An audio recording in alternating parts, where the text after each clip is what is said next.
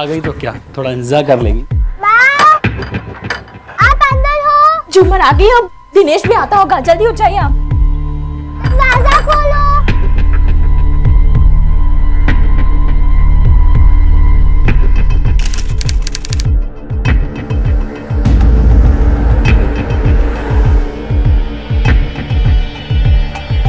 चाचा, मैं आपके इधर से जा सकती हूँ अंदर? जा बेटा, जा बेटा।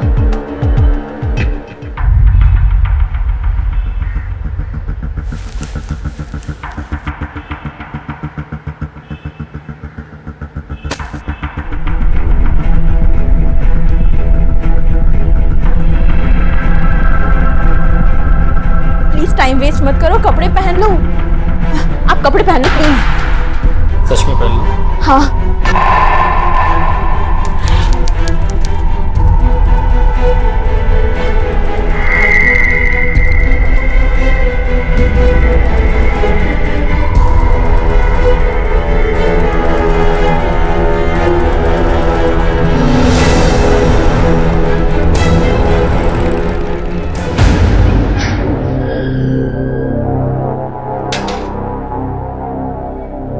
नाना नानी। क्या हुआ बेटी? तू इतनी घबराई हुई क्यों है? स्कूल में किसी से झगड़ा हुआ क्या? ये क्या बेटा, ड्रेस नहीं बदली? घर नहीं गई थी क्या? नानी बहुत भूख लगी है। ओ, भूख लगी है बेटा को, अभी परोस के लाती हूँ। हैं? लापरवाही की हद है। माँ बाप दोनों कोई चिंता नहीं है इसकी। लड़की कहाँ है कहाँ नहीं, खाना खाया है कि नहीं, मुझे बहुत चिंता होती है सच में इसकी। चिंता तो मुझे भी हो रही है, पर क्या करें, अपने दामाद को क्या बोले जब अपनी बेटी ही नालायक हो। लो आ गई। झूमर, क्यों स्कूल लेने नहीं गए इसको? आप लोगों को तो बस मौका चाहिए झूमर के सामने मेरी बुराई करने का। आज दिनेश की बारी थी इसे स्कूल से लाने की। जैसे तुझे इसकी चिंता नहीं है ना, ऐसे दिनेश को भी नहीं है। अरे रोती बिलखती भूखी प्यासी अकेली आई है स्कूल से। पापा देखो ना, आज दिनेश की बारी थी इसे स्कूल से लाने की, वो भूल गया था। इसमें मेरी क्या गलती है? मैं तो तुम लोगों को समझाते समझाते थक गया।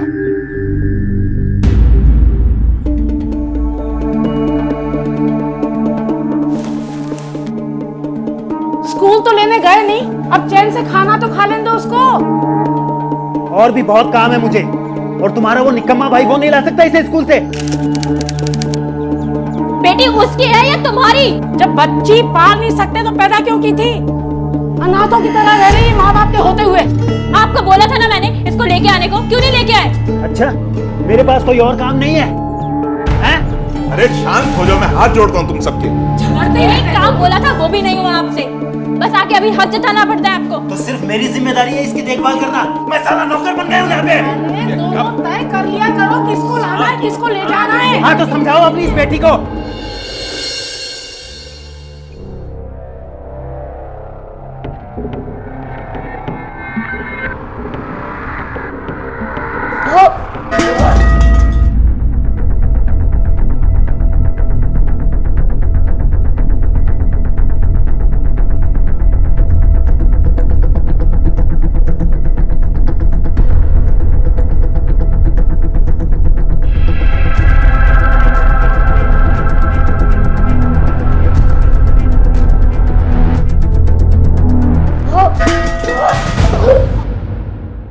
बेचारी झूमर 7 साल की मासूम उम्र में वो सब देख सुन रही थी जो उसकी सोच और समझ दोनों से बिल्कुल बाहर था। उसकी माँ का नाजायज रिश्ता, उसके नाना नानी का उसके माता पिता के प्रति रवैया, इसी सब के बीच एक दिन वो हुआ जो किसी ने भी नहीं सोचा था।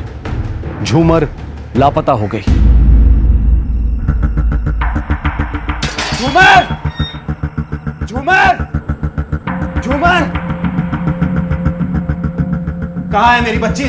कहाँ है? यहाँ तो नहीं आई। अरे ना वो घर पे पहुंची, ना वो स्कूल में है, ना प्रिंसिपल को पता, ना वॉचमैन को पता, उसके दोस्तों से पूछा, किसी को कुछ नहीं पता है। इसी बात का तो डर था मुझे। एक न एक दिन है ना इनकी लापरवाही का नतीजा झूमर को भुगतना पड़ेगा। मुझे बताइए मेरी बच्ची कहाँ है?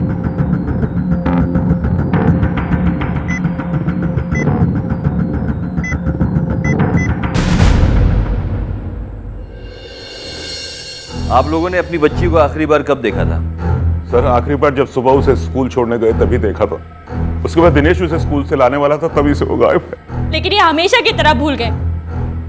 अगर मैं काम पे ना होती ना तो मैं खुद ले आती उसे स्कूल से। अरे तुम चुप रहो, बोला ना मैं काम में फंस गया था। काम करो आप किसी और को दिखाना, काम सारी दुनिया करती है। लेकिन सारी दुनिया मेरी तरह अपने सास ससुर और तुम्हारा बोझ सर पे लेके नहीं घूमती है। अरे बस करो तुम दोनों, यहाँ तमाशा तो मत बनाओ। तमाशा तो मेरा बन गया है इस जैसे इंसान से शादी करके। तो चली जाना किसी और के साथ। चुप।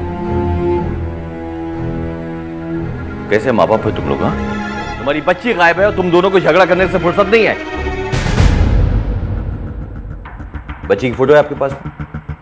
जी सर, मेरे पास ये है सर मेरी बच्ची।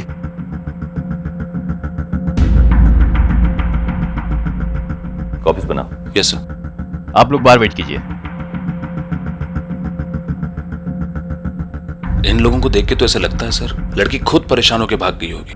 नहीं गोयल, एक 7 साल की बच्ची घर से भागने की जरूरत नहीं कर सकती। लड़की स्कूल के बाद गायब हुई है, इसलिए हमें स्कूल से ही शुरुआत करनी चाहिए। बच्चों, ये अंकल आपसे कुछ सवाल पूछेंगे। आपको जो भी पता है सब अंकल को बताएंगे, ठीक है? Thanks ma'am. Good morning everybody. अब आप लोग ये बताइए कि कल आप में से किसने झूमर से बात की थी? किसी से हुई थी? कोई जानता है कि वो कहाँ है? दरअसल वो किसी के साथ ज्यादा घुलती मिलती नहीं थी, लेकिन नीलू उसकी अच्छी फ्रेंड है, शायद उसे कुछ पता हो। बुलाइए। नीलू, बेटा यहाँ आओ। नीलू बेटा यहाँ आइए। अच्छा, आप एक बात बताइए, झूमर आपकी फ्रेंड है ना? अच्छा, कल आपकी उससे कुछ बात हुई थी? यस, मैथ्स के पीरियड में वो बहुत परेशान थी। सभी ने कॉपी निकाल ली है? सब नोट करिए। झूमर, तू मुझे अपनी पेंसिल देगी? मैं अपनी पेंसिल घर पे भूल आई।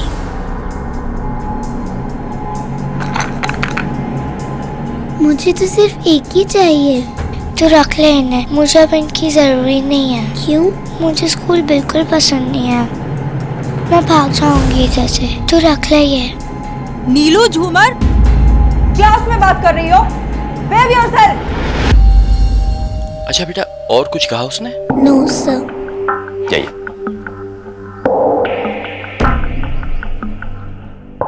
ना तो उसका होमवर्क ही पूरा होता था, ना ही वो पढ़ाई पर ध्यान देती थी।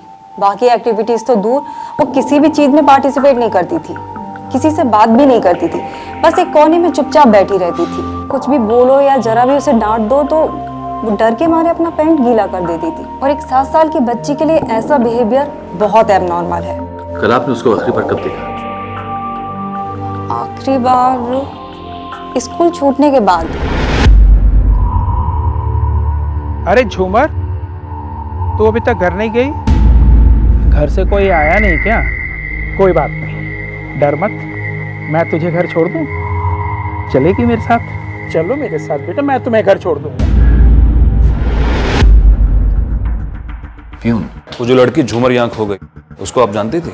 हाँ साहब, जानती हूँ उसे। स्कूल के बाद जब मैं झाड़ू लगाती थी तो वो अक्सर अकेली बैठी रहती थी, कोई लेने नहीं आता था उससे। और सब एक और बात, एक बार मैंने प्यून को उसे डराते हुए देखा था। मम्मा! मम्मा! क्या हो बेटा? क्यों डरा रहा बच्ची को? आपको शर्म नहीं आती है? ठीक है, आप जा सकते हैं। मैंने कुछ नहीं किया साहब। झूठ बोल रहा है।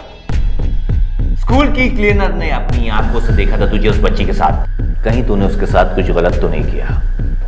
ये डर से कि वो बच्ची अपने घर पे मुंह ना खोल दे, तूने उसे मार दिया। नहीं साहब, मैंने ऐसा कुछ भी नहीं किया साहब। मैं तो उसे तंग किया करता था साहब। अरे झूमर, क्या हुआ? आज फिर मम्मी पापा तुम्हें लेने नहीं आए? कोई बात नहीं, मैं तुम्हारे साथ कुछ देर बैठता हूं, ठीक है? मुझे तुम्हें कुछ देना है, देखोगी? ये देखो, चूहा। क्यों डरा रहा बच्ची को? भगवान की कसम साहब, मैं उसे तंग कर रहा था। उसे कोई नुकसान नहीं पहुंचाया साहब मैंने। साहब गलती हो गई साहब। लेके जाओ उसे। क्या करना है सर इसका? इस आदमी पे मुझे रत्ती भर भरोसा नहीं है, नजर रखो इस पे। हमारे देश में हर साल लगभग 1 लाख बच्चे गायब होते हैं और बदकिस्मती से तकरीबन 45% बच्चों को ढूंढा ही नहीं जा पाता। समय बीतता जा रहा था और झूमर के बारे में कुछ पता नहीं चल पा रहा था। आखिर कहां थी झूमर और किस हाल में थी? परसों झूमर आपके घर आई थी? जी साहब, स्कूल के बाद शीला उसे यहीं छोड़ गई थी। उसने कुछ कहा? उसका बर्ताव कैसा था उस वक्त? दिन में तो ठीक ही था, लेकिन हाँ, शाम को जरूर वो थोड़ी चुप से थी।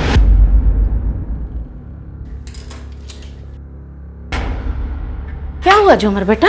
है क्या हुआ? इतनी घबरा क्यों रही है बेटा? किसी ने कुछ कहा क्या? है क्या हुआ बेटा? अरे क्यों? पता नहीं साहब, उसने ढंग से खाना भी नहीं खाया था, घर भी वापस नहीं जाना चाह रही थी, यहाँ तक कि दिनेश के साथ भी जाने को तैयार नहीं थी, जबकि सबसे ज्यादा प्यार वो अपने पापा से ही करती है। मुझे यहाँ नाना नानी के पास रहना है। देखो बेटा, बहुत देर हो चुकी है, मुझे एक इम्पोर्टेंट मीटिंग में जाना है। चलो जल्दी चलो। बोलो ना नाना, बोलो ना नानी। अगर वो इतना जिद कर रही है तो आज का दिन रहने दो ना। ठीक है। इंस्पेक्टर साहब, ये है ना, मेरी बच्ची को मेरे खिलाफ भड़काते हैं। इन लोगों की वजह से इंस्पेक्टर साहब, मेरी बच्ची मुझसे दूर गई है। उस दिन है ना, इन्होंने पता है क्या किया? चलो अच्छा है, कुछ दिन तो घर के झंझट से दूर रहेगी।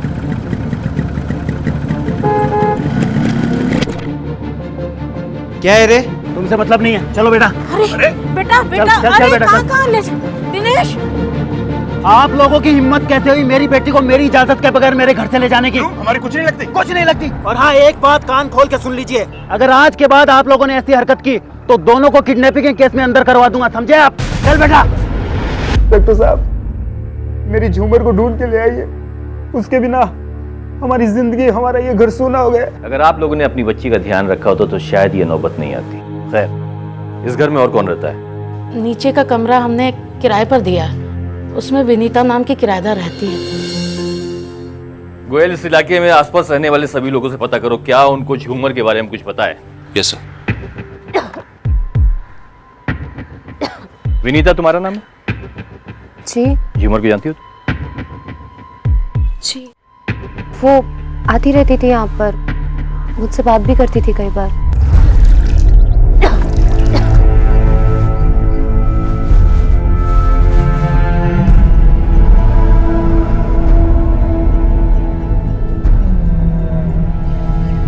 क्या हुआ?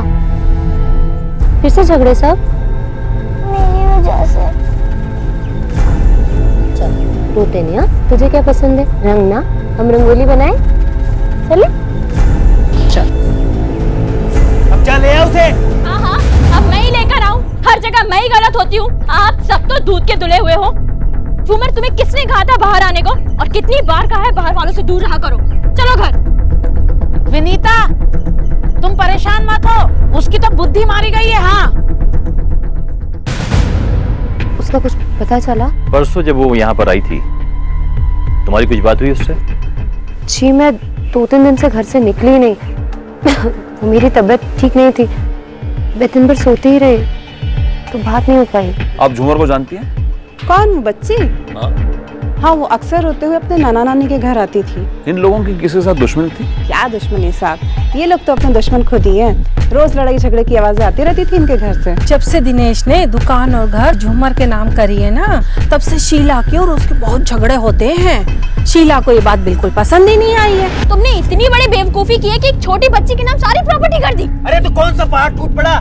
अपनी बेटी के नाम ही तो किया मैंने अपनी प्रॉपर्टी, किसी अरे गरे के नाम तो नहीं किया ना। कल को तुम्हें कुछ हो गया तो मैं क्या करूंगी? कुछ नहीं होने वाला, कुछ नहीं होने वाला मुझे। अच्छा खासा हूँ मैं, दुकान जा रहा हूँ। आज के जमाने में कौन दामाद अपने ससुराल वालों का खर्चा उठाता है? इनके घर में जिसमें हट्टा कट्टा नौजवान बैठा हुआ है। कौन? अरे वो विनोद, इनका छोटा बेटा। उसको तो आदत पड़ गई है अपने जीजा के टुकड़ों पे पलने की। जीजा जी, जीजा जी, वो मेरी गाड़ी ठुक गई थी, 2 दिन से गैरेज में डली है। 2000 रुपये की जरूरत है, अभी आप दे दीजिए, मैं आपको जल्दी लौटा दूंगा। आज तक लौटाए तुमने जो अब लौटाओगे? भिखारी भी भीख मांगता है तो भी कड़ी धूप में मेहनत करता है।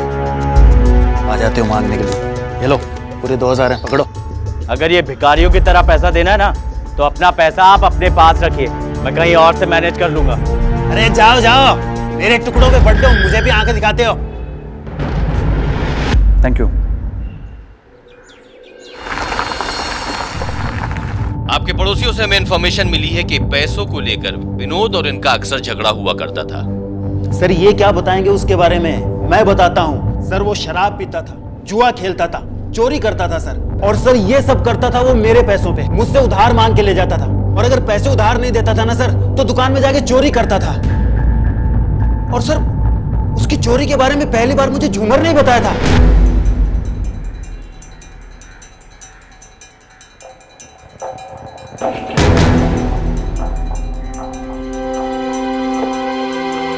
पैसे कहाँ गए? कल मामा ने ले लिए थे। मामा ने? कब? मैं उनको देखा था कल लेते। क्या साला अपने घर में चोरी करता है? छोड़ूंगा नहीं आज। दादी छोड़िए मुझे। छोड़ो, चोरी करता है। मेरी बात सुनिए, मैंने कोई चोरी नहीं की। तूने चोरी नहीं की? झूमर ने बोला है मुझे, उसकी बात पे विश्वास है मुझे, वो झूठी बोलती। अरे छोड़िए, वो 7 साल की बच्ची, आपको उस पर यकीन है, मुझ पर यकीन नहीं है। अरे यकीन है, वो झूठ नहीं बोल सकती है। अरे मार डालेगा क्या? छोड़ना उसको। बस करो, बस करो। अरे छोड़िए आप। लोग देख रहे हैं, क्या कर रहे हो? झूमर चल, बहुत तमाशा हो गया आपके। छोड़िए।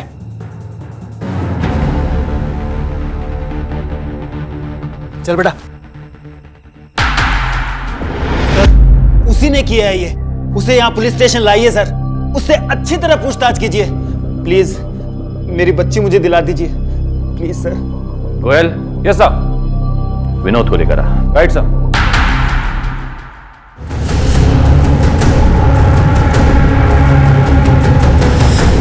सर प्लीज सर मारिए मत सर, प्लीज सर मारिए मत सर। सर मैं मानता हूँ कि मैंने चोरी की थी और मुझे झूमर पर गुस्सा भी आया था, पर सर मैं इतना बड़ा बेवकूफ नहीं कि इतनी सी बात के लिए इतनी छोटी बच्ची से दुश्मनी रखूंगा।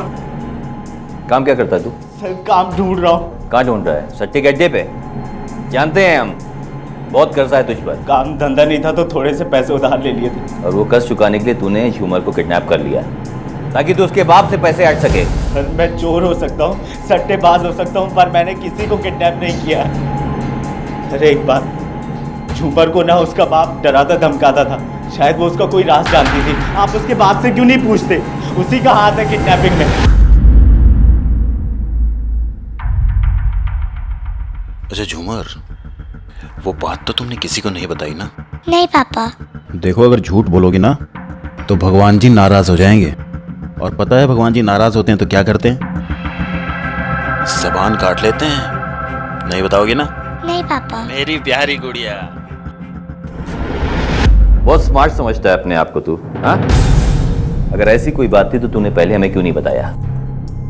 बेवकूफ समझता है पुलिस को। नहीं सर, प्लीज मेरा यकीन कीजिए, मेरा इस किडनैपिंग में कोई हाथ नहीं है, मैं झूठ नहीं बोल रहा हूँ। परिवार में दूरियां जरूर थी, लेकिन कुछ राज ऐसे भी थे जो शीला, दिनेश और विनोद पुलिस के साथ साथ एक दूसरे से भी छुपा रहे थे। ऐसे वक्त में पूरे परिवार को एक साथ होना चाहिए था, लेकिन सभी लोग अपने अपने फायदे के लिए एक दूसरे को झेल रहे थे, और सभी के पास कोई ना कोई वजह जरूर थी इस जुर्म को करने की। झूमर, एक 7 साल की मासूम बच्ची, ऐसे लोगों के बीच में थी जो सिर्फ कहने के लिए ही उसका परिवार था।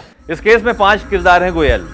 झूमर के माता पिता जिनकी आपस में बनती नहीं है, शीला का भाई विनोद जिसको पैसे की इस वक्त बहुत तंगी है, अब बचे हैं सिर्फ नाना नानी जो रिटायर हो चुके हैं और ये सारी प्रॉब्लम से वाकिफ हैं। बोल तुम एक काम करो। Yes sir. इस पूरी फैमिली पे नजर रखो और साथ ही साथ झूमर की फोटोग्राफ स्टेट्स के हर पुलिस स्टेशन में डिस्ट्रीब्यूट करो। Right sir. हो सकता है हमें कोई सुराग मिल जाए। Yes sir.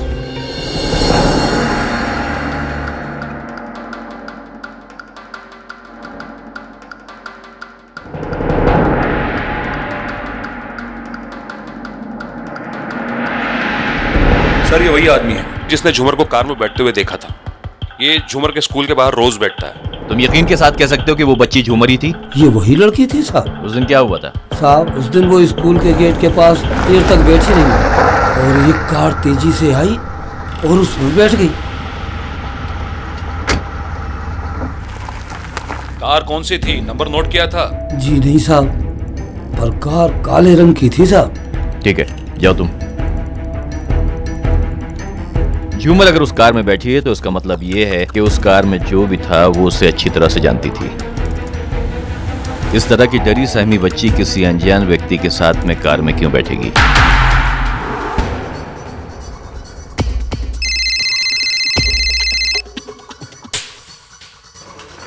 हाँ, नहीं नहीं तुम यहाँ मत आना, मैं खुद ही आ रही हूँ करोल नाका पे, वहीं मिलो। Okay okay bye.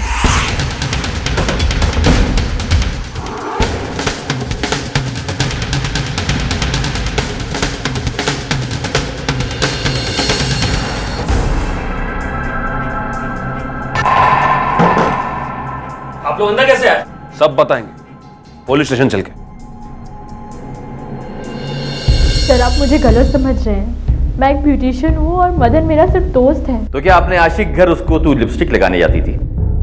सब जानता हूं मैं कि तुम दोनों के बीच क्या चल रहा है।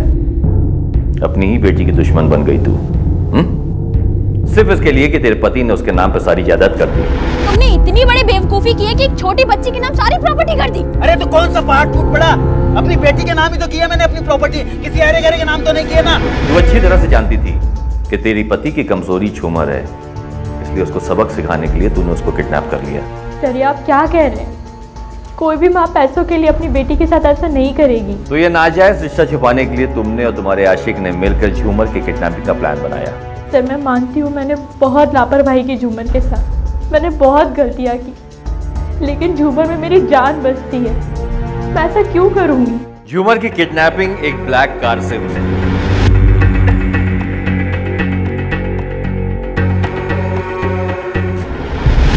तेरे पास भी एक ब्लैक कार। छोड़ दीजिए सर, मैं सच कहता हूँ झूमर और उसकी किडनैपिंग से मेरा कोई लेना देना नहीं है। मैं मानता हूँ उसकी माँ का और मेरा अफेयर है, पर झूमर को किडनैप करके मुझे क्या मिलेगा?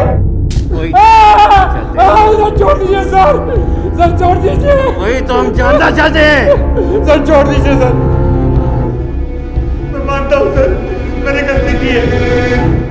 और रहा सवाल मेरी गाड़ी कि मेरी गाड़ी का, वो तो 2 दिन से गैराज में गई है सर्विसिंग के लिए सर। सॉरी सर, मुझे माफ कर दीजिए सर, मुझे छोड़ दीजिए सर। Yes sir. गैराज जाके चेक कर, ये सच बोल रहा है या झूठ? मदन सच बोल रहा है, उसकी गाड़ी गैराज में ही थी, अभी गैराज वाले ने कंफर्म किया। हो सकता है मदन और शीला ने किसी और काली गाड़ी का इस्तेमाल किया। इस केस का कोई भी किरदार दूध का धुला नहीं है, सभी पर सर्विलेंस जारी रखिए।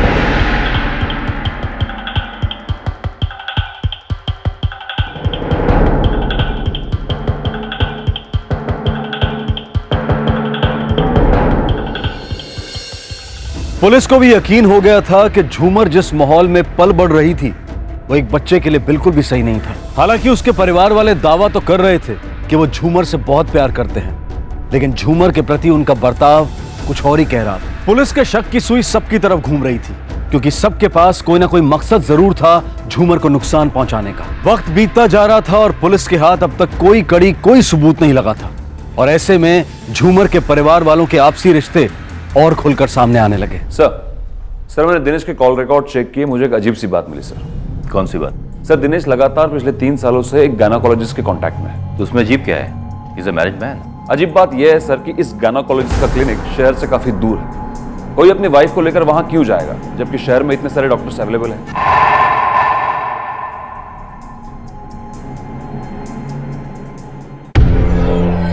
दिनेश अग्रवाल को जानते हो तुम? दिनेश अग्रवाल? हाँ सर मैं उसे जानता हूँ, वो कई बार मेरे पास आया एबॉर्शन की दवाई लेने के लिए। मैंने उसे कई बार समझाया कि एबॉर्शन की दवाइयाँ बार बार लेना खतरे से खाली नहीं है। तुमने उसे गर्भपात की दवाई दी ये जानते हुए कि ये इलीगल है? मुझे लगा कि सर वो बहुत मजबूरी में है सर, इसलिए मैंने दवाई दी सर। मजबूरी में? तो डॉक्टर बनने के लायक नहीं है। लेके जाओ उसको। जाओ उसको। मिसेस अग्रवाल, आपके पति ने आपको कुछ दवाइयाँ दी थी? दवाइयाँ? कैसी दवाइयाँ sir? Abortion pills. Abortion pills? मैं क्यों लूंगी सर? मैंने कोई दवाई नहीं ली। जी सर। Thank you. झूमर को डरा धमका के कौन सा राज छुपाना चाहता है तू? सर, आप कौन से राज की बात कर रहे हैं? दूध का दूल्हा है तू। एबॉर्शन की दवाइयां किसके लिए लेके गया था? अबॉर्शन की दवाइयां मैंने अपनी बीवी के लिए ली थी सर। बीवी के लिए? तेरी बीवी से मिलके आया हूं मैं। सारी सच्चाई उसने बता दी है मुझे।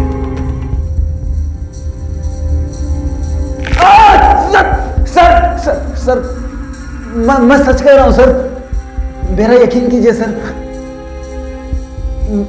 सर सर,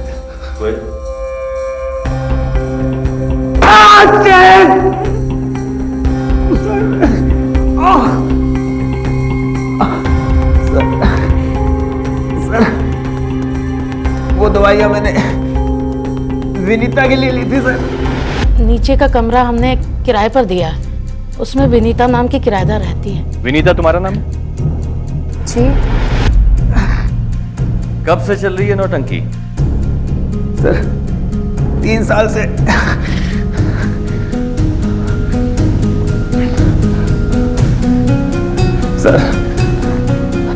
सर झूमर को मेरे और विनीता के बारे में पता चल चुका था सर।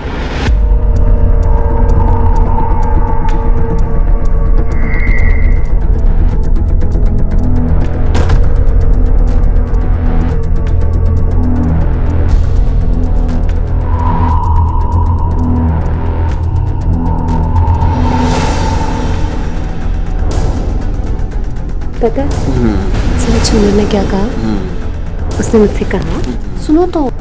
क्या कहा? उसने मुझसे कहा कि वो ना बड़े होके बाद में बहुत बड़ा सा महल बनाना चाहती है। अच्छा। और मुझे सबसे अच्छा कमरा देगी। ये तो वो भी परमानेंट किराए पर। पता है झूमर ऐसी बातें किसी से भी नहीं करती, सिर्फ तुमसे करती है, अपनी माँ से भी। हाँ।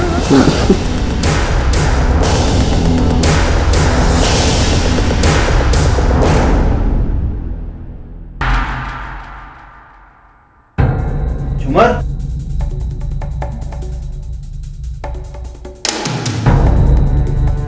बस यही बात थी जो मैंने झूमर को किसी को ना बताने के लिए कही थी।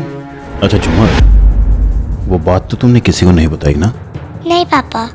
देखो अगर झूठ बोलोगी ना तो भगवान जी नाराज हो जाएंगे, और पता है भगवान जी नाराज होते हैं तो क्या करते हैं? जबान काट लेते हैं। और कुछ नहीं सर। हाँ मैं मानती हूँ, दिनेश और मेरे बीच संबंध थे और झूमर ने सब कुछ देख भी लिया था। दिनेश ने उसे समझाया भी था कि ये बात किसी को ना बताए। मेरा यकीन मानिए इंस्पेक्टर साहब, मैं सपने में भी झूमर को तकलीफ देने के बारे में नहीं सोच सकती। झूमर बहुत ही प्यारी बच्ची थी। उल्टा मैं तो दिनेश से कहती थी कि तलाक के बाद हो सके तो झूमर हमारे साथ रहे। उसकी माँ बहुत ही लापरवाह औरत है। मैं नहीं चाहती थी कि उसे कभी भी माँ की कमी महसूस हो। झूमर की किडनैपिंग केस में तुम एक सस्पेक्ट हो। ध्यान रहे बगैर हमें बताए तुम इस शहर को छोड़ के कहीं नहीं जाओगी। गोयल, कहीं ऐसा तो नहीं कि दिनेश और विनीता के अफेयर के बारे में शीला को मालूम पड़ गया और अपने पति को सबक सिखाने के लिए उसने झूमर को गायब करवाया? सर ये लोग अपनी अपनी जिंदगियों में इतने उलझे हुए हैं कि इन्होंने झूमर पे कभी ध्यान ही नहीं दिया। अभी भी ये लोग सिर्फ अपने बारे में सोच रहे हैं, बच्चे की किसी को परवाह ही नहीं है। इन पे कड़ी नजर रखो। Yes sir. इनके कॉल रिकॉर्ड चेक करवाओ। इनमें से जो भी किडनैपिंग में इन्वॉल्व है, भले ही कितना भी शातिर हो, कोई ना कोई गलती तो जरूर की होगी उसने। Yes sir. सर कोई खबर? तलाश जारी है सर, लेकिन अब तक कुछ पता नहीं चल पाया। जल्दी करो, क्योंकि जितना वक्त बीतेगा उतना उस लड़की की जान को खतरा बढ़ेगा। Okay sir.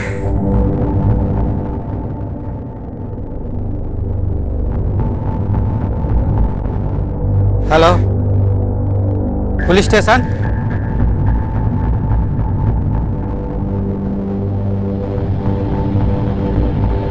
Sir any information?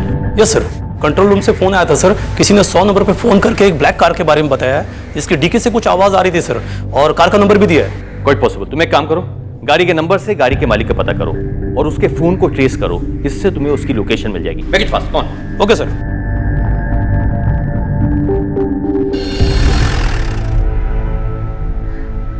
Sir यहीं का लोकेशन ट्रैक हुआ है सर। ये एरिया?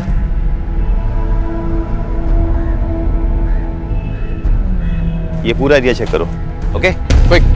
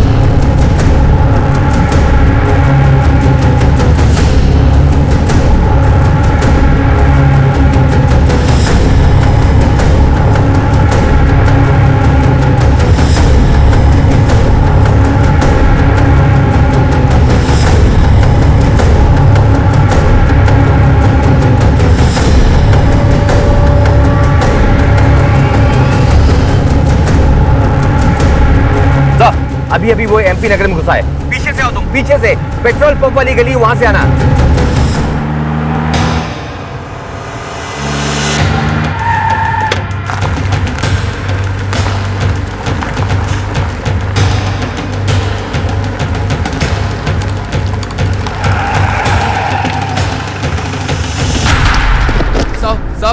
साहब मैंने कुछ नहीं किया साहब।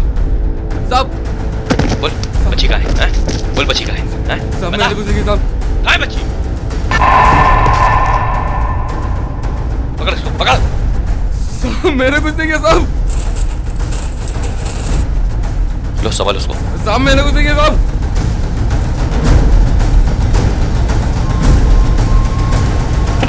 बच्ची को मारने की कोशिश नहीं की है।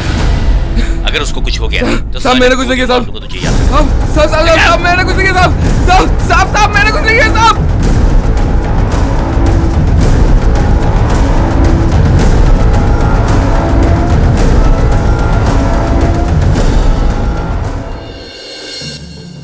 झूमर को तुमने ही किडनैप कराया ना अपने भाई की मदद से? कितनी खुश थी मैं तो मुझे पता चला मैं प्रेग्नेंट हूँ। पर दिनेश खुश नहीं था। समाज और परिवार का बहाना बनाकर उसने मेरा अबॉर्शन कराया, वो भी 3 बार। शादी का झूठा वादा करके मुझे बेवकूफ बनाता रहा। पर 4थी बार में नहीं मानी, क्योंकि डॉक्टर ने कहा था कि अगर इस बार अबॉर्शन कराया तो मैं वहां बनने के काबिल नहीं रहूंगी।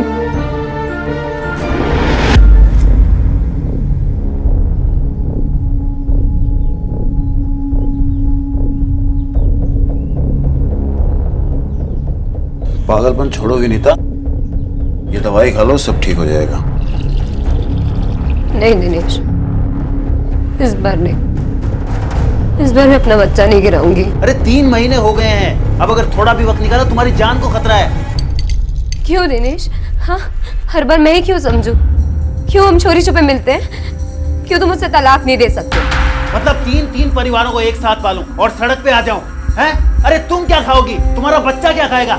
समझने की कोशिश करो। मैं क्यों समझूं? हाँ, मेरा क्या, मेरे बच्चे का क्या? हम तुम्हारे कुछ नहीं लगते?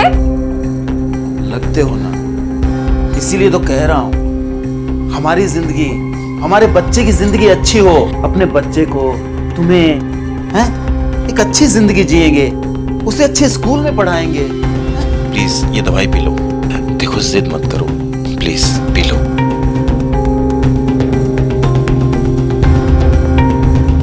मैं मजबूर थी, इसलिए उसकी बात मैंने फिर मान ली। पर इस बार दवाइयां लेने के बाद बहुत बीमार पड़ गई। यहाँ बैठो,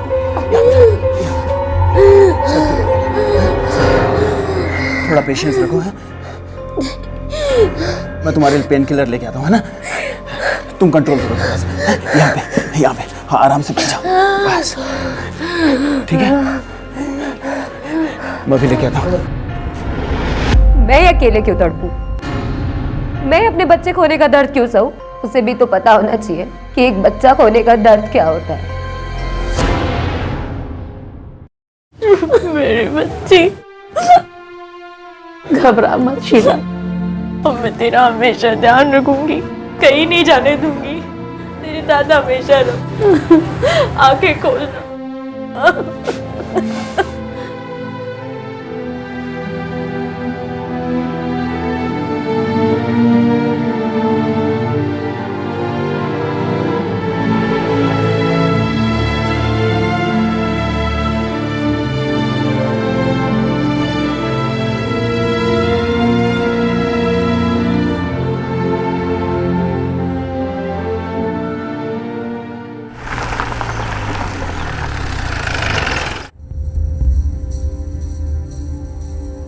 इंस्पेक्टर साहब, मेरी बेटी मिल गई है क्या? झूमर हॉस्पिटल में है। हॉस्पिटल में? तुमने जो किया उसकी सजा वो भुगत रही है।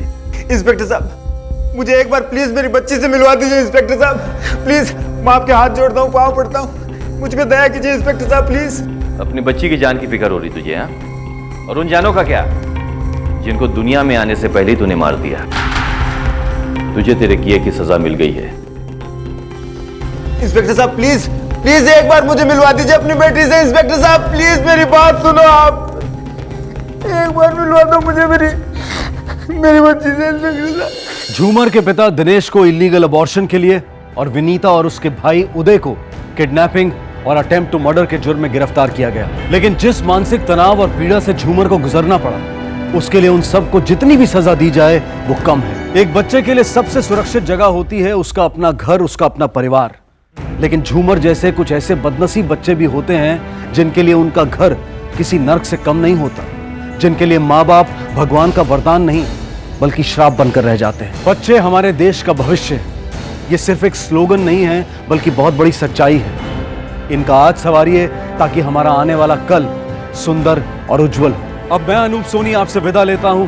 फिर मुलाकात होगी अगले एपिसोड में एक और चौंका देने वाले केस के साथ।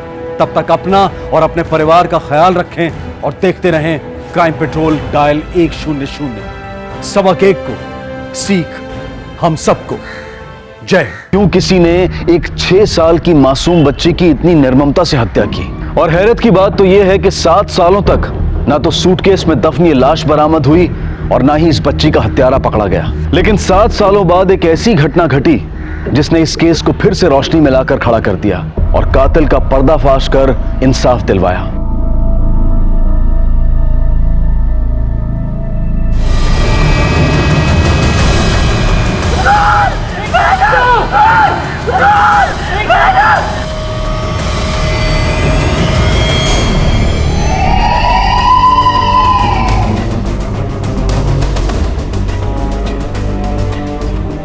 साहब, विक्टिम का नाम नैना सेठ है, ये इनका पति का घर। साहब, कोई मर्डर वेपन? सारा घर छान डाला, कुछ नहीं मिला। बेडरूम में कुछ सामान बिखरा पड़ा था, कुछ गहने और कैश गायब थे साहब। मतलब बर्गलरी केस और मर्डर, तो बड़ी अजीब बात है। चोर या मर्डरर एक बार में भी इन्हें रोक सकता था। अच्छा, फॉरेंसिक और फोटोग्राफर आ गए? हाँ साहब, आ ही रहे। साहब, रिया बेबी को बचा लो साहब, रिया बेबी को बचा लो। बचा लेंगे, पहले आप रोना बंद कीजिए और ये बताइए कि क्या हुआ। वो आदमी साहब, छोड़ो मुझे, छोड़ दो रिया बेबी को, छोड़ दो सर, छोड़ो साहब, रिया बेबी को ढूंढो सर। देखिए, हम पूरी कोशिश करेंगे उन्हें ढूंढने की, लेकिन आप भी शहर छोड़कर मत जाइएगा। पूछताछ के लिए आपकी जरूरत पड़ सकती है। शिंदे कुठे? खाली साहेब, लोकांची विचारपूस करतायत। सर, मैं पूरा टाइम गेट पे ही था, कोई नहीं दिखा। मैं एक आदमी रिया बेबी। पक्का यहीं थे? जी सर। ड्यूटी पे सो तो नहीं गए थे? नहीं सर, पूरा टाइम गेट पे ही था, 1 सेकंड के लिए नहीं हिला सर। बिल्डिंग की और कोई एंट्री है? सर, ये पीछे का गेट है जो हमेशा बंद रहता है सर। तो ये गेट लांग कर तो कोई भी आ सकता है। कहाँ है कैमरा यहाँ? सर, वो कैमरा क्या यहाँ? वो कैमरा ही नहीं है। पीछे की तरफ भी तो कैमरा होना चाहिए ना।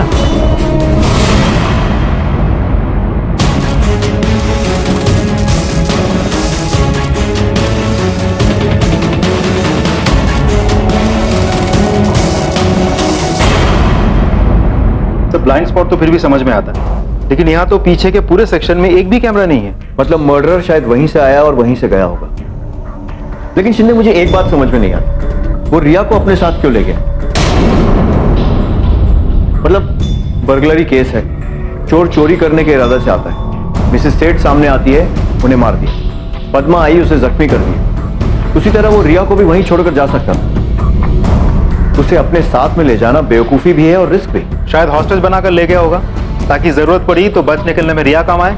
अगर वैसा होता तो रिया आसपास ही कहीं मिल जाती, क्योंकि बिल्डिंग से बच निकलने के बाद वो रिया को ज्यादा दूर अपने साथ नहीं ले जाएगी, अनलेस रिया को किडनैप करना ही उसका मोटिव। तो फिर ये रॉबरी वगैरह पुलिस को गुमराह करने के लिए। वो रिया को ही लेने आया था। माँ बीच में आई तो उसने माँ को मार दिया और फिर रिया को लेके। तो फिर ये चोरी का नहीं, एब्डक्शन का केस। लेकिन सर कोई तो देख लेगा दोनों को एक साथ। रिया इतनी आसानी से कैसे चली जाएगी? लेकिन अगर वो दोनों वहां थे ही नहीं तो मतलब ये कि हो सकता है ये पद्मा हमसे झूठ बोल रही। हो सकता है ना रिया वहां थी ना वो आदमी, इसीलिए किसी ने उन्हें नहीं इस पद्मा ने ही चोरी की और उसके बाद मिसेस सेठ को मार दिया और बचने के लिए ये पूरी कहानी बनाई। सर वैसे भी 5 में से 1 मर्डर केस में सबसे पहले इन्फॉर्म करने वाला आदमी ही मर्डर होता है। यहाँ तो रिया पहले से ही गायब थी, तो ऐसा भी हो सकता है कि रिया को गायब करने में पद्मा का हाथ हो। पॉसिबल है। वैसे भी इस मामले की सबसे प्राइम विक्टिम नैना सेठ नहीं बल्कि रिया है।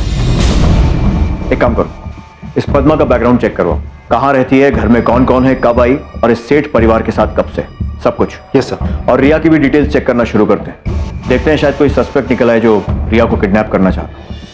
नैना सेठ के हस्बैंड से कोई कांटेक्ट हुआ? नहीं सर, अभी तक नॉट रीचेबल। फोन रिकॉर्ड्स मंगवा सबके। Yes sir.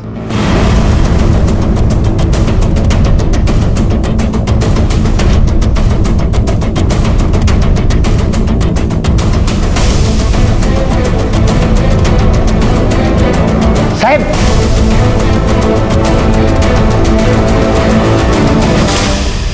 देवा सबक साहब, मुझे रिया बेबी के बारे में कुछ नहीं मालूम। जितना मुझे मालूम था मैंने आपको बता दिया साहब। मुझे जितनी रिया बेबी की पड़ी है ना उतनी उसके माँ बाप को भी नहीं पड़ी थी साहब। इसका क्या मतलब हुआ कि उसके माँ बाप को नहीं पड़ी थी? अरे नैना हो तुम, जल्दी चलो, लेट हो रहे हैं यार। हाँ चलिए, फास्ट चलिए। मैडम जी, हम बेबी को बहुत तेज बुखार है। इसे छठे माले पे डॉक्टर है, वहाँ पर दिखा दो। नैना ये तुम्हारी कोई स्टूपिड किटी पार्टी नहीं है यार, डिनर है, चलो जल्दी। दोनों ने मिलकर उस मासूम बच्ची का सत्यानाश कर दिया था। मैं जानती थी कितना रोती थी वो, कितनी दुखी थी वो, क्या मांगती थी। थोड़ा सा प्यार, थोड़ा सा साथ। पता नहीं रिया बेबी कहाँ होंगे साहब। ठीक है, अभी तुम जा सकती हो, लेकिन शहर छोड़कर मत जाना। जी साहब। पता करना पड़ेगा। यस सर, वो इंदर सेठ रिया का बाप वापस आ गया है। अच्छा हुआ मर गई नैना, डिवोर्स मांग रही थी। अब कम से कम मुझे एलिमनी तो नहीं देनी पड़ेगी। और सर आप उस नैना को जानते नहीं थे, एक लालची औरत थी वो। और रिया, चलिए माना पत्नी से नफरत थी, पर बेटी की तो फिक्र होगी ना आपको। She was a problem child. 1 minute चैन का मैंने नहीं बिताया इसकी और इसकी मां की वजह से। एनीवेज, आप नहीं समझे। हमारा एक कांस्टेबल यहाँ रहेगा पूरे समय। आप शहर छोड़कर नहीं जाएंगे, पूछताछ करने के लिए आपकी जरूरत पड़ सकती है। देखिए इंस्पेक्टर, मैं एक बिजी आदमी हूं। जो भी करना है कीजिए, लेकिन इस शहर के अंदर 100% रिया ही नैना का खून कर कर भागी और इसीलिए अभी तक मिल नहीं रही है। ये आप क्या कह रहे हैं? मैं बिल्कुल सही कह रहा हूं इंस्पेक्टर। दोनों एक दूसरे को बर्दाश्त नहीं कर सकती थी, हमेशा तू मैं होती रहती थी। Enough is enough, रिया। आवाज नीची करके बात करना रिया मुझसे। Mom, please, why you interfering in my life? Please stop it and please go. इस घर में वही होगा जो मैं चाहूंगी। तुम्हें हर काम मेरी मर्जी से करना पड़ेगा और ये बात भूल जाओ कि तुम कॉलेज की ट्रिप में जा पाओगी। दोनों एक दूसरे को गाली देती रहती थी और मैं बस खड़ा होकर सुनता रहता था। जिस मर्डर ने इतने वार करके नैना सेठ को मारा, उसने पद्मा को सिर्फ एक छोटी सी चोट देकर जिंदा छोड़ दिया। हजम नहीं होता। सर पद्मा के बयान में उसने कहा था कि रिया ने उसे बचाने की कोशिश की थी, तो सर ऐसा भी तो हो सकता है कि मर्डरर ने उसकी बात सुनकर पद्मा को जिंदा छोड़ दिया हो।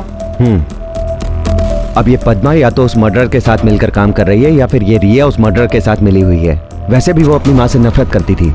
उसके पिता का भी मानना है कि वो अपनी माँ की जान ले सकती है।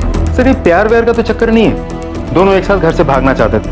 माँ ने देख लिया तो माँ की भी जान ले ली। और इसीलिए शायद कातिल ने इतने वार किए, क्योंकि जब कोई मर्डर इमोशन से जुड़ा होता है तो ऐसा ही होता है। और पोस्टमार्टम रिपोर्ट के मुताबिक भी नैना पहले ही वार में मर गई थी, लेकिन फिर भी उस पर इतने सारे वार किए गए। तुम उसकी बिल्डिंग के फ्रेंड्स और कॉलेज में पूछो और टेक्निकल एक्सपर्ट बुलाओ ताकि सोशल मीडिया में उसके अकाउंट चेक कर सकें।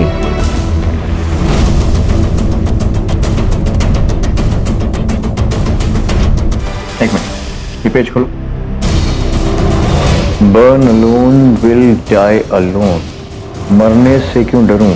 धोखा तो मुझे लाइफ ने दिया है। जन्म देकर मौत दी, thank you, happy mother's day.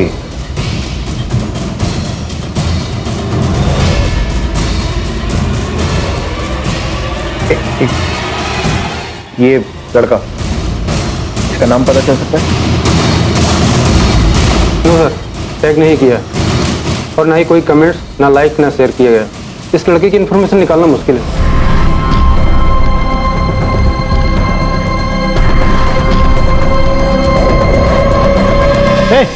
इधर आओ।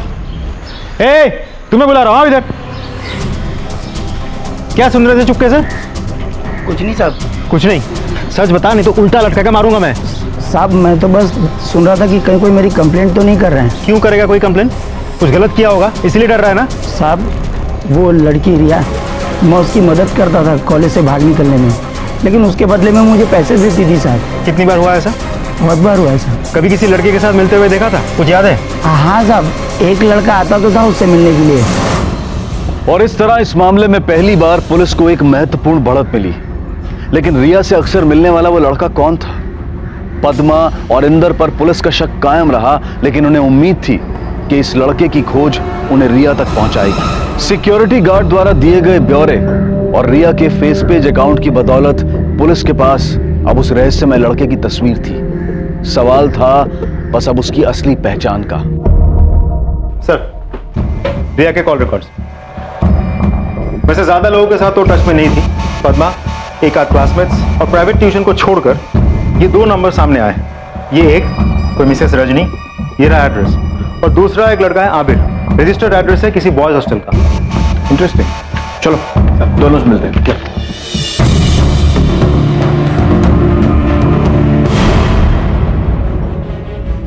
आपके पिताजी? नहीं नहीं, मेरे पति थे। ओह, आई एम सॉरी, मुझे इस समय ऐसे आपको डिस्टर्ब नहीं करना चाहिए था, लेकिन एक जांच चल रही है और उसी के सिलसिले में आपसे कुछ बातचीत करनी है। ये सब कुछ बताइए। करीब 2 महीने पहले आप किसी रिया सेठ से बातचीत हुई थी आपकी? रिया सेठ? मैं तो ऐसी किसी औरत को नहीं जानती। लड़की है, कॉलेज में पढ़ती है। उसी के फोन रिकॉर्ड्स में हमें आपका नंबर मिला। कुछ 3 कॉल्स घुमाए गए थे। लेकिन मैं ऐसी किसी लड़की को नहीं जानती हूँ। हो सकता है रॉन्ग नंबर हो। ठीक है, कुछ याद आए तो बता दीजिए। वैसे क्या उम्र थी आपके पति की? 65 के थे। ओके। ये औरत रजनी खुद है 40 साल की मुश्किल से, और पति 65 साल का। अचानक हार्ट अटैक से पति की मौत हो जाती है। नहीं सर, ये रजनी मुझे बहुत डाउटफुल लगी सर। शिंदे, एक काम करो, किसी को भेज कर उस पर नजर रखो। मैं भी इस एड्रेस पर पहुंच गया हूं। लेकिन ये हॉस्टल नहीं, अनाथ आश्रम है। ओके सर, चलो। यस सर, बताइए क्या हेल्प कर सकता हूँ मैं? मुझे अबीर से मिलना है। बुलाइए उसे। वो तो लापता है ना सर, हमने तो कंप्लेंट भी लिखवाई थी ऑर्फन रूल्स के हिसाब से। लापता है? कब से? 4 मई से। 4 मई से? क्यों सर, कहीं उसने कुछ गलत? आपको ऐसा क्यों लगा? जी ऐसी बात नहीं है सर, लेकिन वो थोड़ा हाथ से बाहर गया हुआ लड़का है। ड्रग्स की भी लत लगी थी उसे, डिप्रेशन की वजह से। अचानक गुस्सा हो जाता है, और इतना गुस्सा मानो पागलों जैसा। मुझे अबीर के सारे रिकॉर्ड चाहिए। निकलवाता हूँ सर। आबिर के ऑर्फनेज के रिकॉर्ड्स। गुड, बट सर 5 साल की उम्र में अनाथ हुआ था, तब से अनाथालय में ही है। फिर 2008 में उसे अडॉप्ट किया गया था। किसने अडॉप्ट किया? रजनी और हर्ष वाधवा ने। रजनी? उसकी एक छोटी बहन भी है जो पिछले 7 साल से लापता है।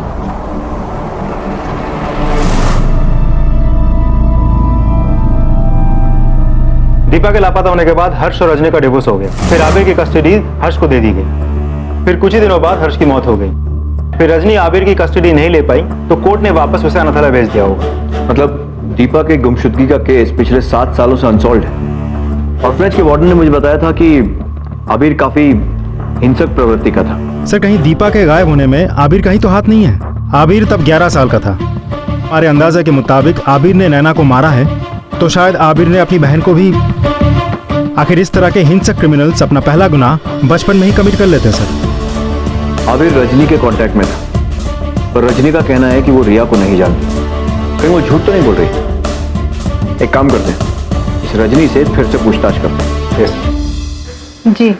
आबिर और दीपा को मैंने और हर्ष ने गोद लिया था, लेकिन हमारा जल्दी ही डिवोर्स हो गया। फिर हर्ष की मौत हो गई। उसके बाद आपने फिर से शादी की? जी, 2 बार। और मेरे दोनों पति आबिर की जिम्मेदारी उठाने के लिए तैयार नहीं थे। अगर मैं उसे अकेले ही बड़ा कर पाती तो 1 सेकंड भी नहीं सोचती, घर ले आती उसे। कुछ महीनों पहले आबिर ने आपको कांटेक्ट किया था? 7 महीने पहले एक बार फिर मेरी उससे मुलाकात हुई।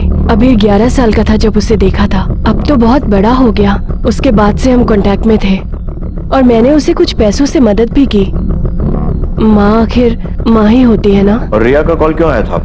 मैं नहीं जानती। मैंने लास्ट टाइम भी आपको बताया था, मैं उस लड़की को नहीं जानती। आप कह रहे हैं कि वो आबिर की दोस्त है, तो हो सकता है आबिर ने उसके फोन से मुझे कांटेक्ट करने की कोशिश की हो। आबिर के बारे में हमें ऑर्फनेज से कुछ इन्फॉर्मेशन मिली। पता चला कि आबिर बहुत वायलेंट किस्म का लड़का है, हमेशा गुस्से में रहता है, आसपास के लोग डरते हैं उससे। जब वो आपके साथ होता था तभी भी ऐसा ही था? गुस्सा तो आता था उसे, पर वो जिद थी बेसिकली। वो हर बच्चा करता है, पहले अनाथ, फिर ऑर्फन्स हाउस, फिर हम लोगों के पास आना। इतने सारे बदलाव आए उसके जीवन में, कुछ तो असर पड़ना था ना उसके ऊपर। और दीपा, आबिर की बहन, उसे भी गोद लिया था ना? क्या हुआ उसे? काश मुझे कुछ पता चल पाता। 1 सेकंड, सिर्फ 1 सेकंड लगा था उसे गायब होने में। वो गार्डन में खेल रही थी, मैं बस कुछ समय के लिए किचन में गई, आई, तब तक शी वाज गॉन। वो वहां नहीं थी। क्या आपको लगता है कि दीपा के साथ जो कुछ भी हुआ उसमें आबिर का हाथ हो सकता है? नहीं सर, आबिर बहुत अच्छा लड़का है, वो ऐसे नहीं कर सकता। ठीक है, अगर आपको आबिर कांटेक्ट करने की कोशिश करे तो हमें बताइएगा। डेफिनेटली सर, मुझे भी उसकी चिंता है। मैं नहीं चाहती कि वो कुछ गलत कर बैठे।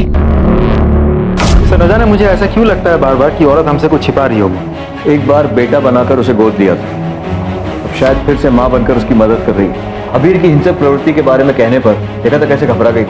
तो या तो रजनी खुद उससे डरती है और या फिर उसकी मदद करने की कोशिश कर रही है। सर, मुझे भी ऐसा लगता है कि आबिर और रिया घर से भागने के फिराक में थे और आबिर के साथ लगाव के कारण उसने भागने में मदद की होगी। रजनी पर नजर रखो, या आबिर पक्का इससे कांटेक्ट करेगा। रजनी निश्चित तौर पर आबिर की मदद कर रही थी और अपने इसी यकीन की वजह से पुलिस ने रजनी पर तकरीबन 1 हफ्ते तक नजर रखी। लेकिन फिर रजनी को बार बार एक अनजान घर में जाते हुए देखा गया। पुलिस ने अनुमान लगाया कि शायद आबिर उस घर में हो सकता है। जब पुलिस ने आसपास के घरों में पूछताछ की, तब उन्हें पता चला कि उस घर में 78 साल के कोई मिस्टर मखीजा रहते हैं, अकेले। इस जानकारी के मिलने के कुछ ही दिनों बाद रजनी को अपने साजो सामान सहित उसी घर में पनाह लेते हुए देखा गया। लेकिन अब भी ना आबिर की तरफ से रजनी से संपर्क करने की कोई कोशिश की गई थी और ना ही रजनी की ओर से ऐसी कोई प्रतिक्रिया सामने आई थी। सर, हमने आसपास के लोगों से, ठेले वालों से, सभी से आबिर के बारे में पूछताछ की, फोटो दिखाई, लेकिन किसी ने आबिर को नहीं पहचाना। सर, रजनी का उस घर से या मिस्टर माखीजा से जो भी ताल्लुक हो, आबिर की इन्वॉल्वमेंट नहीं दिखती। रजनी के पिछले 1 हफ्ते के कॉल रिकॉर्ड्स सर चेक कर रहे हैं, रोज अपडेट हो रहे हैं, आबिर का कोई कॉल नहीं है।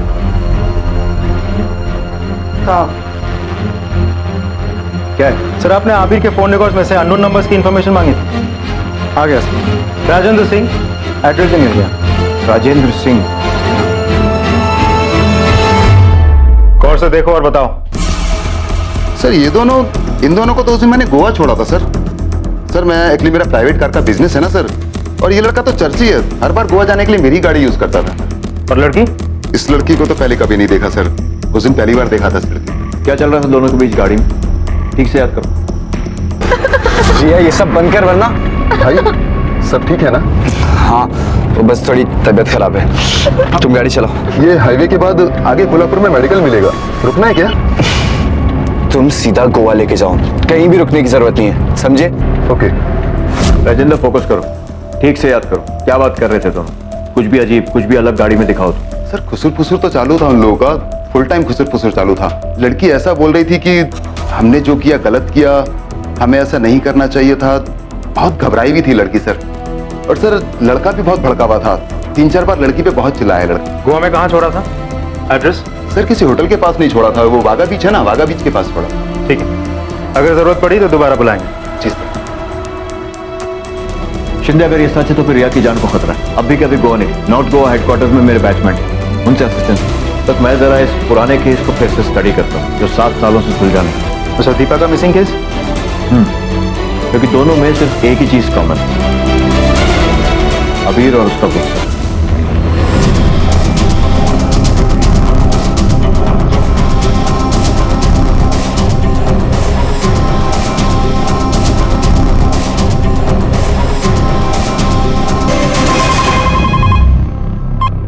चलो सर, आबिर और रिया को पहले ट्रेस करना तो मुश्किल हो रहा था, लेकिन यहाँ के लोकल पुलिस के खबरी नेटवर्क टीम बहुत काम आई। एक खबरी ने आबिर को देखा है, उसे ये तो नहीं पता कि आबिर आता कहाँ से है, लेकिन ड्रग्स खरीदने जाता कहाँ है ये उसने देखा है। हमने इस एरिया को लोकेट कर लिया और उस ड्रग्स बेचने वाले आदमी को भी लोकेट कर लिया। पूरी टीम रेडी है, नजर टिकी हुई है, बस अभी यहाँ आबिर और रिया के आने का इंतजार है। ठीक है शिंदे, जैसी जरूरत लगे वैसा करो। जी सर। और मौका हाथ से निकलना नहीं चाहिए, लेकिन जरा ध्यान से। इस अबीर का कोई भरोसा नहीं है। Yes sir.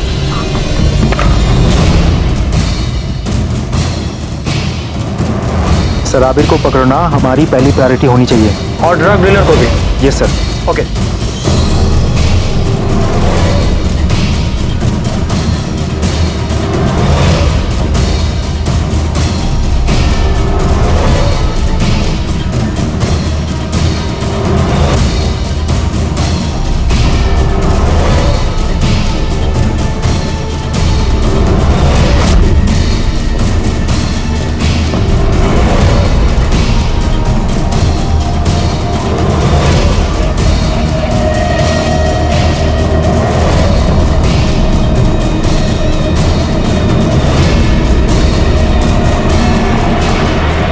पुलिस कौन भगा है? हाँ? तेरे लिए मुंबई से गोवा आना पड़ा। बोल रिया किधर है? सर मुझे नहीं मालूम रिया के बारे में, मैंने कुछ नहीं किया सर। सब मालूम पड़ जाएगा। सर मैंने कुछ नहीं किया सर। तेरी भलाई के लिए बोल रहा हूँ, मैं तो फिर भी तुझसे सवाल पूछ रहा था। ये सर एक बार शुरू हो जाए ना तो तुझसे सवाल पूछेंगे नहीं, तेरे से जवाब उगलवाएंगे, समझा?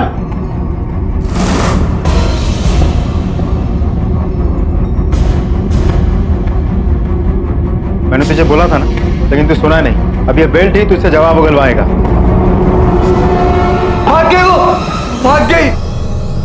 कहाँ? सर पता नहीं सर, मुझे लगा दैट शी लव्स मी, लेकिन सर नशा होने के बाद, मुंबई से भागने के बाद मुझे वहां पे जाके बोलती है that I am only a friend for her. अरे सर ऐसा कहीं होता है क्या?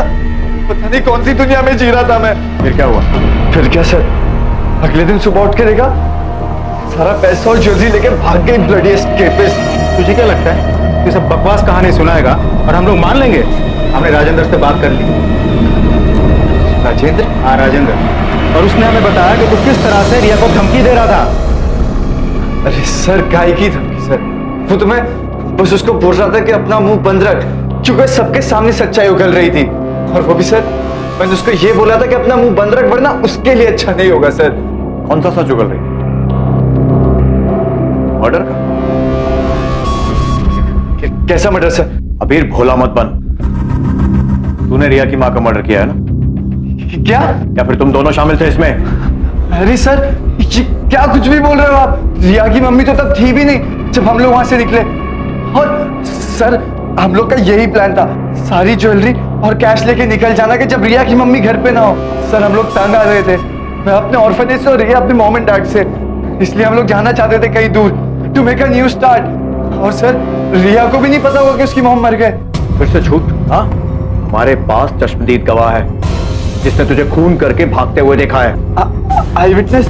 रिया के घर काम करने वाली बाई पद्मा, उसने हमें सब कुछ सच सच बता दिया है।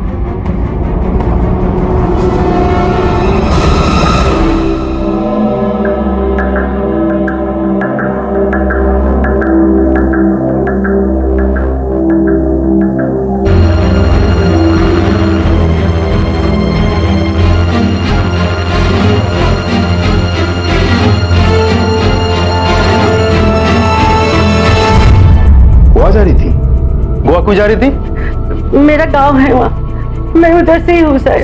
सच सच बताओ। हाय शपथ साहब, मैं गांव ही जा रही थी। मेरे परिवार के कुछ लोग हैं वहाँ, मुझे अब नहीं रहना यहाँ। रोज रोज रिया बेबी के बारे में सोचकर, और वो नालायक इंदर साहब उनको मजा करते देख मैं नहीं देख सकती साहब। एक सच बात बोलूं, मुझे पूरा विश्वास हो गया कि रिया बेबी अब मर चुकी है। जिस हिसाब से उसका फोन नहीं आ रहा है, वो नक्कीच मर गई साहब। रिया के मर्डर का बहाना देके नैना के मर्डर से बचना चाह रही थी तू? रिया के साथ जो लड़का था ना, उसे हमने पकड़ लिया है। उसी ने कहा है कि वो दोनों सिर्फ चोरी करना चाहते थे, चोरी किया और भाग गए। बची तू। वो झूठ बोल रहे साहब, वो खुद को बचाने के लिए मुझे फंसा रहा है। मैंने जो कुछ भी देखा आपको बता दिया साहब। वो तो मुझे भी मारने की कोशिश किया था। मैं झूठ क्यों बोलेगी साहब?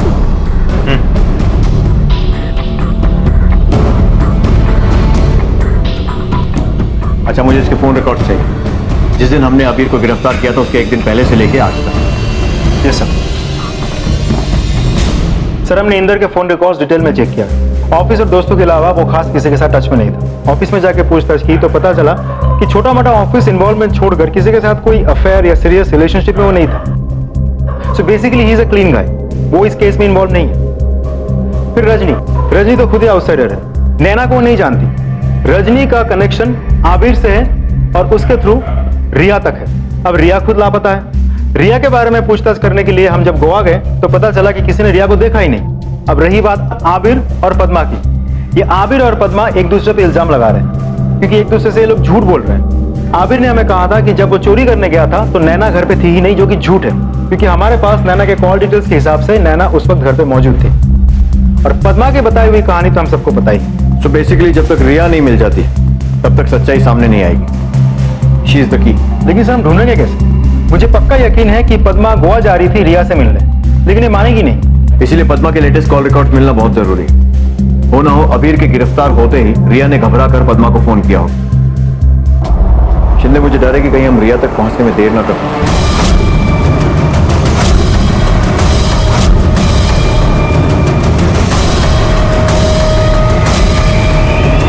सर, आपने रजनी के डॉक्यूमेंट्स मंगवाए थे, उसका बैकग्राउंड भी चेक हो गया है सर। रजनी के तीनों पति हार्ट अटैक से मरे, तीनों 60 के ऊपर, अकेले और कोई परिवार भी नहीं। अरे रजनी का बैंक स्टेटमेंट हर पति की मौत के बाद बढ़ता ही गया। अब तो नया शिकार ढूंढ लिया उसने, मिस्टर मखीजा। उसी के साथ तो रहती है आजकल। तुमने सही कहा था शिंदे, इस रजनी के मामले में कुछ ना कुछ गड़बड़ जरूर है और कोई केस भी नहीं है। कैसे होगा सर? डेथ तो नेचुरल है, मरने के बाद तुरंत बॉडी क्रिमेट कर दी गई, कहां से मिलेगा सबूत? सिवाय उसके लास्ट हस्बैंड के, विंसेंट जोन्स, कैथोलिक, मतलब उसकी बॉडी को जलाया नहीं बल्कि दफनाया गया। वो कहते हैं ना शिंदे, क्रिमिनल को हर बार लक की जरूरत पड़ती है पर पुलिस को सिर्फ एक बार। इस विंसेंट की बॉडी निकलवाने का अरेंजमेंट करो। रजनी तो कंसेंट देने से नहीं, कोर्ट से वारंट निकलवाना पड़ेगा। और एक काम और करते हैं, इस अबीर से बात करते हैं, जरा पता करें कि उसको इन वारदातों के बारे में क्या मालूम। शायद इसी के जरिए उसकी लापता बहन की भी बुद्धि सुलझ जाए। Yes sir. सर प्लीज मैं जाने दो सर। सर कितना बिठाओगे सर, अब बस करो ना। जाने का बाहर जाकर। फिर से नाशा, हालत देखिए अपनी कैसी हो गई है। आबिर सच बताएगा तो हम तुझे जाने देंगे। सर मेरा यकीन कीजिए, मैंने कुछ नहीं किया सर। रजनी के बारे में बता, रजनी के पति कैसे मरे, उनकी मौत में उसका क्या हाथ था? तूने मदद की थी उसकी? अरे नहीं सर, सच बोल। नहीं पता मुझे सर कुछ भी।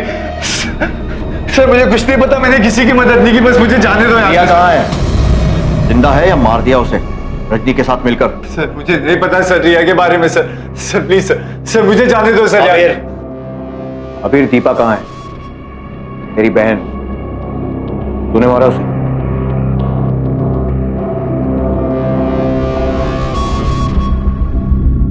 दीपू? नहीं सर, मैंने दीपू को नहीं मारा सर, और ना ही रिया को मारा सर। तुझे क्या लगता है झूठ बोलकर बच जाएगा? 10 मिनट में रजनी को यहां बुलाता हूं। दोनों माँ बेटे को आमने सामने बिठाकर पूछताछ करूंगा, सारा सच बाहर आ जाएगा। नहीं सर, सर नहीं, सर रजनी को यहाँ पे मत बुला दे सर, मुझे मार डालेगी सर। सर प्लीज सर आपके हाथ छोड़ता सर, उसको यहाँ पे मत बुला दे सर प्लीज सर, मुझे मार डालेगी सर। प्लीज सर उसको मत बुला दे यहाँ पे सर।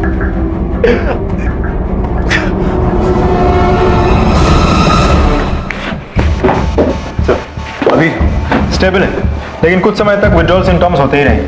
लेकिन सर आपने एक बात नोटिस की, रजनी का नाम सुनते ही उस पर क्या असर हुआ? सर विंसेंट जोन्स, मतलब रजनी के पति के पोस्टमार्टम रिपोर्ट। पोटेशियम क्लोराइड, इसका मतलब ये हार्ट अटैक नेचुरल नहीं था, ट्रिगर करवाया गया था। पोटेशियम क्लोराइड के इतने बड़े डोज से मिनटों में दिल की धड़कन रुक सकती है। You mean murder? यस। एक काम करो, अभी के अभी एक टीम लेकर जाओ, रजनी के घर की तलाशी लो, जहां वो अभी रहती है और जहां वो पहले रहती थी, और उसके बाद उसे पूछताछ के लिए यहां लेकर आओ। Yes sir.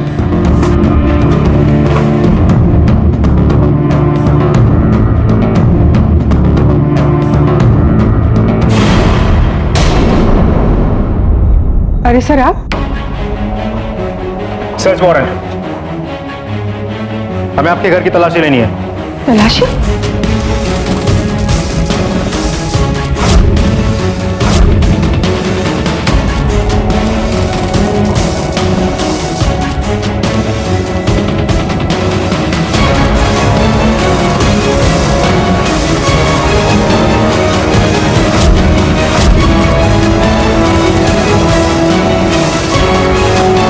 Potassium chloride injection?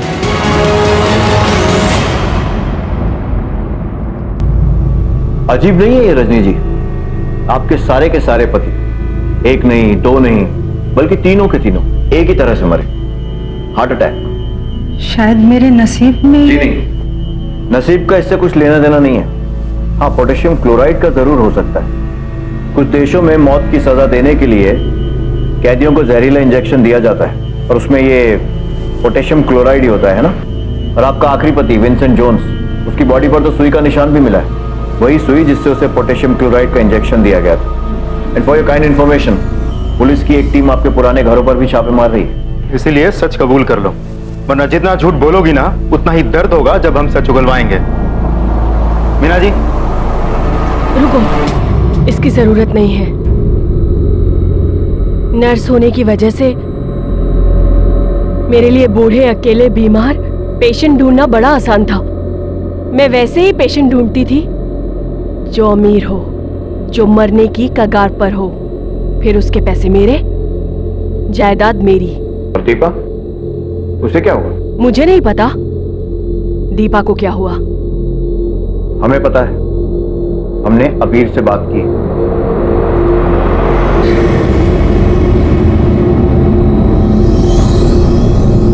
अबीर, देखो, अगर तुम अपनी बहन दीपा के बारे में सच सच बताओगे तो मैं प्रॉमिस करता हूं रजनी जिंदगी भर जेल की सलाखों के पीछे सड़ेगी, तुम्हारा कुछ नहीं बिगाड़ पाई। बोलो अबीर, अपने लिए ना सही, अपनी बहन दीपा के लिए ही सच बोल दो। देखो, मुझे पता है कि तुम जानते हो कि दीपा के साथ क्या हुआ था। सच बता दो, रजनी को सजा मिलेगी और तुम्हें छुटकारा उस घाव से, उस बोझ से जो तुम इतने सालों से झेल रहे हो।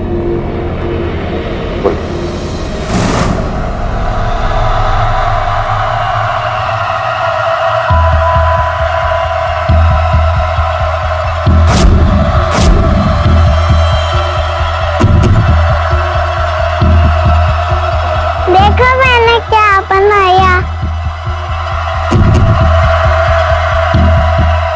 Thank you.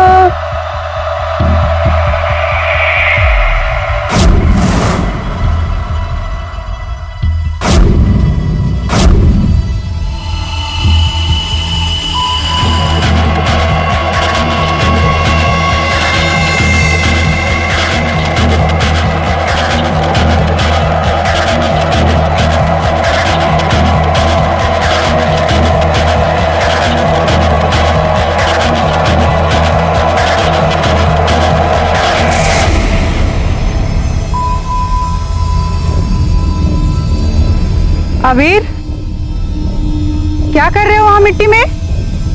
चलो अंदर आओ।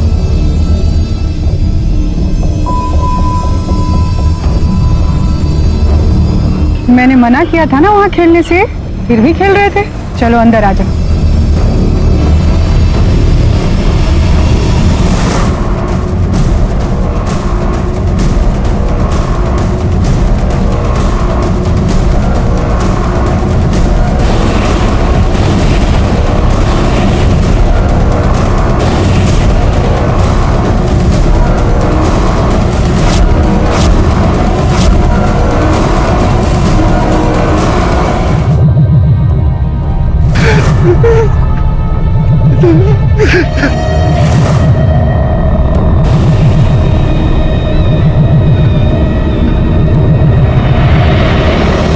बताओ, दीपा को क्यों मारा? बोलो। खामोश रहकर कुछ नहीं होगा, बच नहीं पाओगी। अब हमारे पास दीपा की बॉडी है और उससे भी जरूरी एक गवाह, अबीर, जिसने तुम्हें उसकी बहन को मारते हुए देखा है। हर्ष से मैंने उसकी दौलत के लिए शादी की थी, लेकिन उस बूढ़े को अचानक फैमिली की कमी महसूस होने लगी। बाप बनना चाहता था, इसलिए हमने अबीर और दीपा को गोद ले लिया। ना चाहते हुए भी मुझे उसका साथ देना पड़ा। मैं जानती थी कि हर्ष कुछ दिनों में मरने वाला है, लेकिन ये नहीं चाहती थी कि उसकी सारी जायदाद दीपा और कबीर को मिल जाए। इसलिए मैंने दीपा को मार दिया और मौका देखकर मैं अबीर को भी मारने वाली थी, लेकिन तभी पता चला कि हर्ष ने मुझे ही धोखा दे दी। उसके पास कोई जमीन जायदाद नहीं थी, वो खुद कर्जे में डूबा हुआ था। मैंने उसे तुरंत डिवोर्स दे दिया और अबीर हर्ष के साथ चला गया। लेकिन कुछ दिनों में ही हर्ष की मौत हो गई और अबीर फिर से ऑर्फेनेज हाउस चला गया। लेकिन मुझे ये नहीं पता था कि दीपा को मारते हुए अबीर ने मुझे देख लिया था, नहीं तो मैं अबीर को भी नहीं छोड़ती। तो ये बताओ कि नैना के मर्डर और रिया के गायब होने से तुम्हारा क्या ताल्लुक है? मैं नहीं जानती, रिया और नैना के बारे में मैं कुछ नहीं जानती। जो सच था वो मैंने कबूल तो कर लिया ना।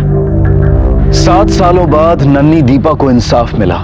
यह बात साबित हो गई थी कि रजनी ने ही दीपा की जान ली, लेकिन नैना की मौत और रिया के गायब होने में उसका कोई हाथ नहीं था। आखिर पुलिस को अपना ध्यान फिर से उन 2 संदिग्धों पर केंद्रित करना पड़ा, पद्मा और अबीर। लेकिन पुलिस के अनुभव और अचूक परख की बदौलत ये गुत्थी भी सुलझ गई। पद्मा के कॉल रिकॉर्ड्स ये देखो, इनकमिंग और आउटगोइंग कॉल कोड देखो। गोवा का है। उन्होंने अबीर के अरेस्ट होने के बाद बौखलाई हुई रिया ने पद्मा को कॉल किया होगा गोवा से, और इसीलिए वो एकाएक गोवा के लिए निकल पड़ी। एक काम करो, ये लैंडलाइन नंबर्स कहाँ के ट्रेस करो और गोवा पुलिस से वहां पर रेड करने को बोलो। Yes sir.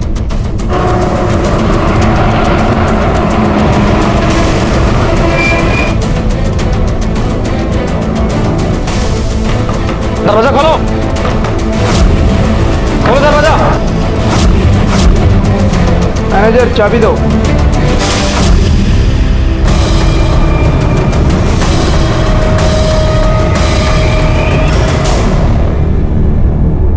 अब क्यों ले जा रहे हो? अरे मैंने सब बता तो दिया। रिया, रिया बेबी, रिया बेबी तो कैसी है बेबी? रिया बेबी, बेटा घर चला। कौन सा घर? कोई घर नहीं है मेरा काकी। नहीं बेटा, ऐसे नहीं बोलते। तुम्हारे पापा है ना बेटा, पापा, वो पापा जो यहाँ तक भी नहीं है। कहीं नहीं जाओगी काकी, मैं कहीं नहीं जाऊंगी। कहीं नहीं जाओगी तुम, अब तुम सीधे जुवेनाइल जेल जाओगी।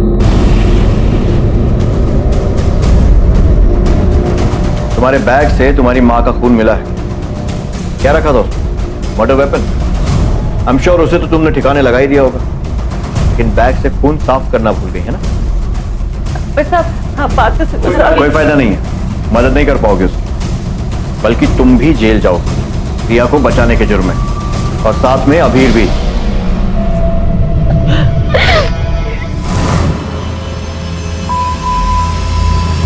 What the hell is this? क्या हो रहा है ये सब यहाँ पर? तुम इतनी चीप हो गई हो कि अब ऐसे लड़कों को घर पर लाने लग गई हो। मॉम रिलैक्स, ऐसा कुछ भी नहीं है। चुप बैठो।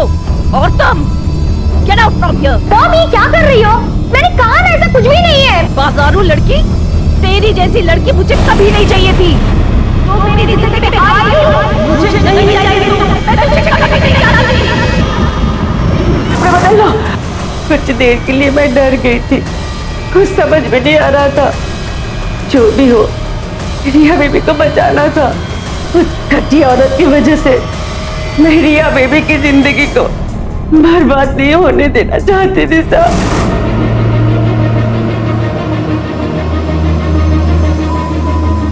रिया बेबी संभालो, तुम लोग जाओ यहाँ से, भागो जल्दी से, लोगों को लगेगा कि चोर आया था। रिया बेबी की जिंदगी तो पहले से सजा थी, मैं तो बस एक मौका देना चाहती थी उसे जीने के लिए।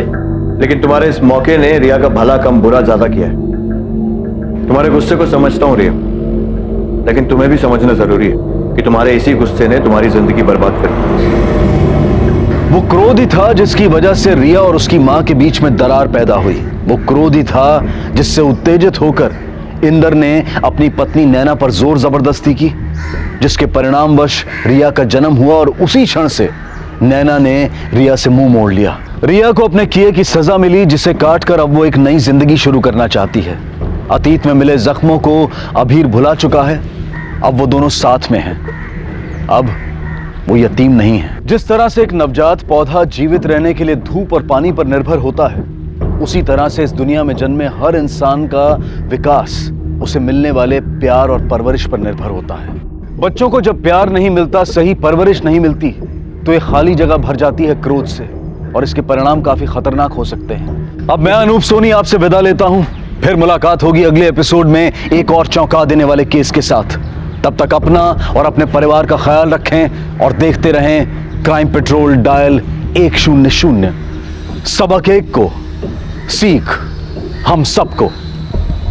जय हिंद। इस तरह के और भी एपिसोड देखने के लिए हमारे चैनल को सब्सक्राइब करें और बेल आइकन दबाना ना भूलें।